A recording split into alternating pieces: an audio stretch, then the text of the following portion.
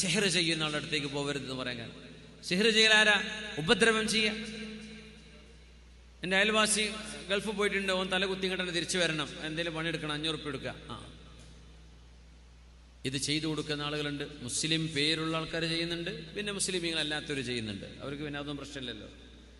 നമ്മളെ പെണ്ണുങ്ങൾ പർദ്ദട്ട് സുബഹിസ്കാരം കഴിഞ്ഞിട്ട് ക്യൂ നിൽക്കുക, അത്തരം ആൾക്കാരുടെ മുമ്പിൽ ചെന്നിട്ട്, ഇത്തരം ആരാധനാലയങ്ങളുടെ മുമ്പിൽ ചെന്നിട്ട് നമ്മുടെ പെണ്ണുങ്ങൾ കൂളായിട്ട് പുറത്തേക്കിട്ടിട്ടാ പോണത്. എന്തിനെന്നറിയോ?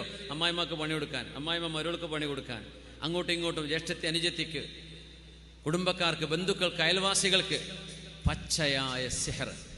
ഇസ്ലാം എന്നാണ് പുറത്തു പോകും, പുറത്തൊക്കെ മേത്തുണ്ടാവുള്ളൂ. പക്ഷെ ആ ശരീരം തൗബ ചെയ്ത് മടങ്ങിയില്ലേ, പൊരുത്തപ്പിടിച്ചില്ലേ, നേരെ തീയിലേക്ക്, നരകത്തിലേക്ക് പോകുന്ന ശരീരമാണ്. നിസ്കാരത്താഴ്മ്പുണ്ടായിട്ട് കാര്യമില്ല. എനിക്കറിയാം, രാവിലെ സുബഹിക്ക് 1 മണിക്കൂർ മുമ്പ് എഴുന്നേറ്റ് നിസ്കരിക്കുന്ന ഒരു ഉമ്മ, പക്ഷെ പരിപാടി ഇതാണ്, സിഹർ ചെയ്യുക.